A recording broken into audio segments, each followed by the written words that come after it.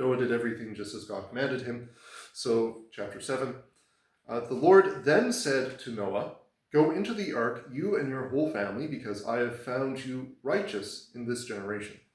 Take with you 7 of every kind of clean animal, a male and its mate, and 2 of every kind of unclean animal, a male and its mate, and also 7 of every kind of bird, male and female, to keep their various kinds alive throughout the earth. 7 days from now I will send rain on the earth for 40 days and 40 nights, and I will wipe from the face of the earth every living creature I have made." And Noah did all that the Lord had commanded him. So now he's just getting a whole bunch of clean animals. And this is an interesting thing, because why would you get clean animals? Why would you get clean animals? For sacrifice or for eating? For sacrifice or eating. Have people eaten animals? Not yet, have they? At least not explicitly. Because it's actually after the flood, when God is speaking to Noah again, that God is saying you should rule over the animals and consume them.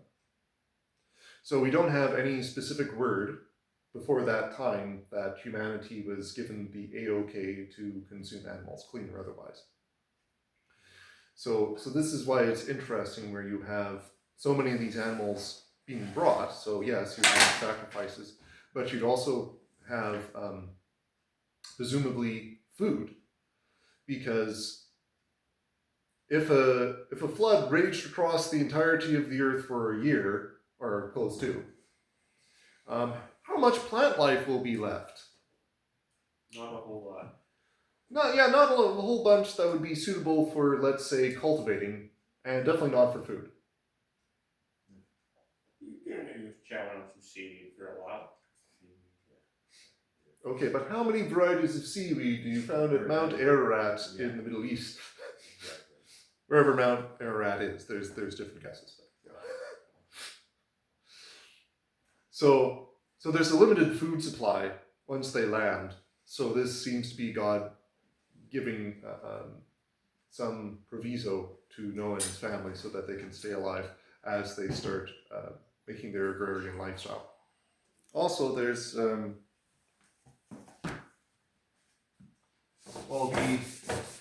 pairs. Well, that makes sense because you want them to, mate. Yeah, I know. No, I had a fun game, or at least I found it was fun.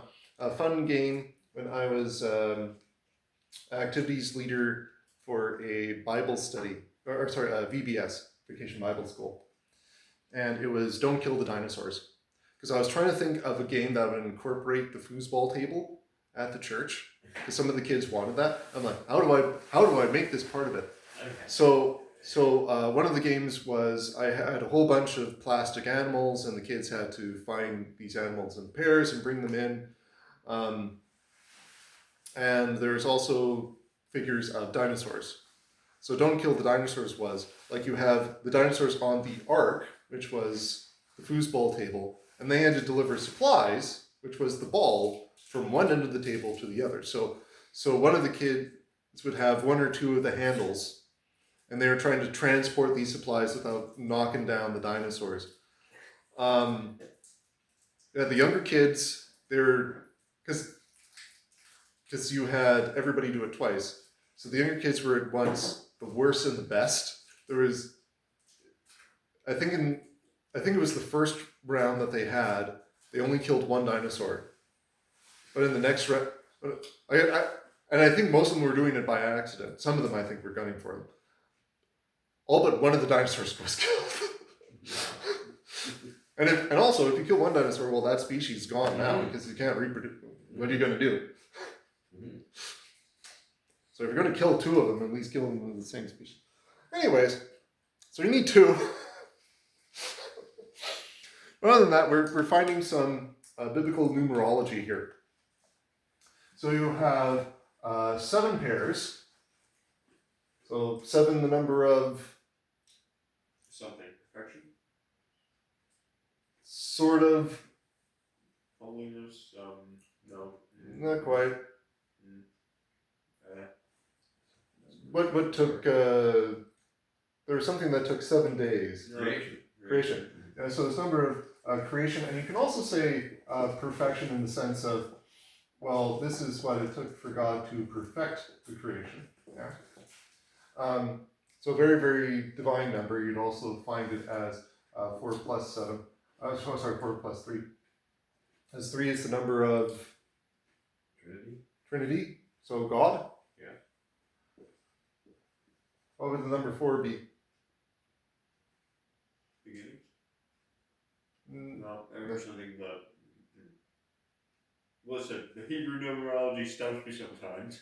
no worries. That's all the numerologists, which is why they keep getting everything wrong.